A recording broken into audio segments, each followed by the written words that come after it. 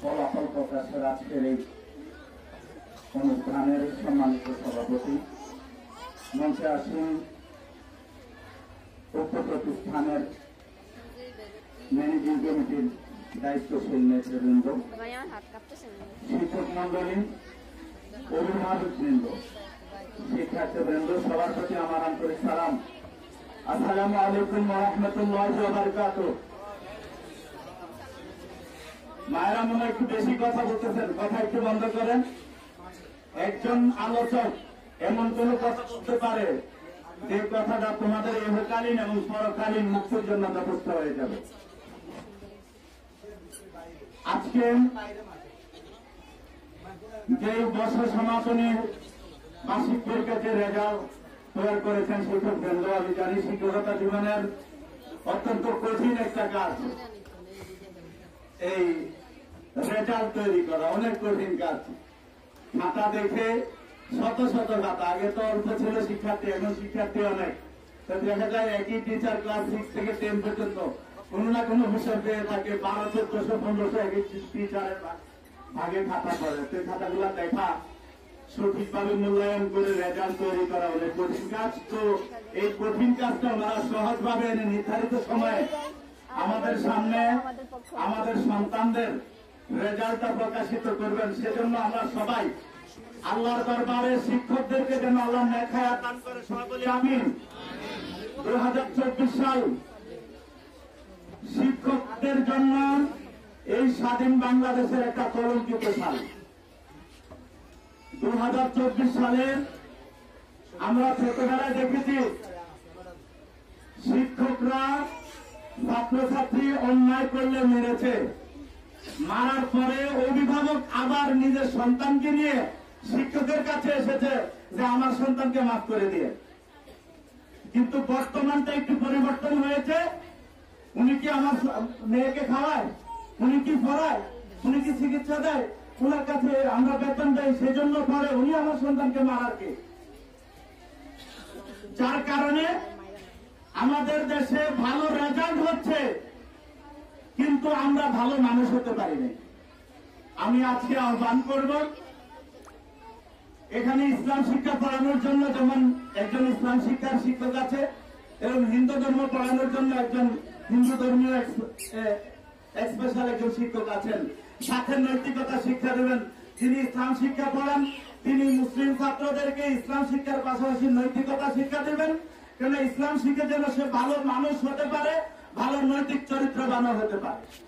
আজকে আমাদের মুসলিম একটা মেয়ে সূরা ফিল পড়েছে। আমি এরপরে আমার আলোচনাটা শেষ করব। আমিও বলাখাল, আমার ভাইজান আমার এলাকার মানুষ, আমরা একই গ্রামের মানুষ। আমিও বলাখাল নূরে মদিনা নাসারিয়া সিনিয়র মাদ্রাসা ছাত্র, আমাদের মাওলানা জাকির ভাই আমার একজন সিনিয়র ছিলেন। আমরা একসাথে বলাখাল মাদ্রাসায় ক্লাস 1 থেকে দাখিল পর্যন্ত আমি লেখাপড়া করেছি। আজকে আমাদের একটা ছোট মেয়ে সূরা ফিল পড়েছে।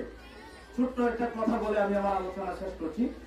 সূরা ফিলের প্রথম যে আয়াত আলাম তারা, অর্থ হলে হাবিব সাল্লাল্লাহু আলাইহি ওয়াসাল্লাম আপনি কি দেখেন নাই হস্তি বাহিনীর সাথে কি ব্যবহার হয়েছিল? তার মানে নবী দেখেছে। অথচ এই আলাম তারা এই সূরা যখন নাজিল হয়, আল্লাহর হাবিব দুনিয়ায় হায়াতের 40 বছর যখন বয়স হলো, তারপরে কোরআন নাজিল হওয়ার এক পর্যায়ে সূরা ফিল নাজিল হলো। আর হস্তি বাহিনীর ঘটনা কখন ঘটলো? আল্লাহর নবী তখন মা আমেনা রাদিয়াল্লাহু তাআলা আনহার রেহেমের মধ্যে ছিলেন, মায়ের পেটের মধ্যে ছিলেন। মায়ের পেটের মধ্যে থাকা অবস্থায় যে ঘটনা ঘটেছে, ওই ঘটনার ব্যাপারে আল্লাহ রাব্বুল আলামিন কোরআনের আয়াত নাজিল করে আমার নবীকে বলতেছেন, হাবিব আপনি কি দেখেন নাই? তার মানে নবী যদিও মায়ের পেটে ছিল, কিন্তু ঘটনা আমার নবী জানে এবং ঘটনা শুনে আমার নবী সেখানে উপস্থিত। সেটার কোরআনের আরেকটা আয়াত আছে, ইন্না আরসালনাকা শাহিদান ওয়া মুবাশশিরান ওয়া নাযীরা ইলা আখিরিল আয়াত। তো আমি এই কথাটা এজন্য তুলে আনছি, আজকে আমরা কোন অবস্থায় যাই নৈতিকতা হারিয়ে ফেলছি। আমরা আজান দেরি থেকে মসজিদে চলে যাই, কিন্তু আমরা নৈতিক চরিত্রবান হতে পারি নাই। আমার কাছ থেকে ঘুষ দুর্নীতির সাথে আমি মিশে আছি। আমার সন্তানকে ভালো রেজাল্ট, ভালো চাকরি ও উচ্চ বেতন এইগুলা যদি বোঝানো হয়, তাহলে তো সে অটোমেটিকলি শিক্ষকের কাছ থেকে লোভী হয়ে যাচ্ছে। তাকে অল্পতে সন্তুষ্ট হওয়া, কম দামি পোশাক পরা, কম খরচ করা, স্বাভাবিক জীবন যাপন করা, এই নবী ওলি আল্লাহ সাহাবাই কেরামের আদর্শ দিয়ে তাদেরকে না খেয়েও আল্লাহর সন্তুষ্টি পালন করা, কম দামি পোশাক পরো, আল্লাহর সন্তুষ্টির উপর নিজেকে ঠিক রাখা, এই যে নৈতিক চরিত্রটা যদি আমরা ঠিক থাকি, আজকে দেখা যায় একজন চাকরিজীবীর বেতন যদি 25,000 টাকা হয়, ওনার বাসা ভাড়া 40,000 টাকা। যার কারণ উনি আগ্রহ থাকে হারামের প্রতি। ওনার বেতন যদি দৈনিক 1,500 টাকা হয়, উনি দৈনিক কিভাবে 5,000 টাকা হারাম উপায়ে অর্জিত করবে এইটা চিন্তা করে। তো ওই জাতীয় চাকরি নেওয়ার জন্য যদি তোমাদের ভালো রেজাল্ট হয়, তাহলে তো তোমরা ভালো মানুষ হতে পারবে না, তোমরা জাতির কল্যাণে আসবে না, তোমাদের দ্বারা জাতি কোনো উপকৃত হবে না। তাই আমি চাইবো আমাদের সন্তানেরা ভালো রেজাল্টের পাশাপাশি ভালো মানুষ হবে, ভালো রেজাল্টের পাশাপাশি ভালো মানুষ হবে, নৈতিক চরিত্রবান হবে, নিজের এবং সমাজের উন্নয়নের জন্য দেশ ও জাতির উপকার আসে আমার মেধায়, আমার মননশীলতায়। আল্লাহ আমাদের সন্তানদেরকে এইভাবে নৈতিক চরিত্রবান হিসেবে গঠিত হওয়ার তৌফিক দান করুক এবং শিক্ষক মন্ডলীকে আল্লাহ রাব্বুল আলামিন নেক হায়াত দান করুক। যে সমস্ত সন্তানগুলো ইতিমধ্যে শিক্ষকদের সাথে বেয়াদবি করে ভাইরাল হয়েছে, বুঝছে না? একটা ছাত্র বলতেছে আমিও আমার ঘরের মাথা ভাই একটা থাপ্পড় দিচ্ছি। আমরা যারা মুসলিম সবাই একটু পড়ি নাউজুবিল্লাহ, সবাই বলি নাউজুবিল্লাহ।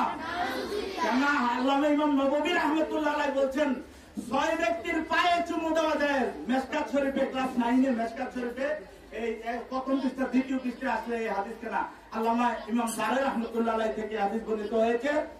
ইমাম জারে রাদিয়াল্লাহু তাআলা আনহু নবী সাহাবী থেকে হাদিস বর্ণিত। আল্লামা ইমাম নববী রাহমাতুল্লাহ আলাইহি ওই হাদিসের ব্যাখ্যা করতে বলেছেন নির্ধারিত 6 ব্যক্তির পায়ে চুমু দেওয়া যায়। এর মধ্যে একজন হলো শিক্ষার্থীরা তার শিক্ষকের পায়ে চুমু দিবে, আর ওই শিক্ষার্থী বের হয়ে বলতেছে আমি আমার স্যারের মাথা মারি একটা থাপ্পড় দিয়েছি।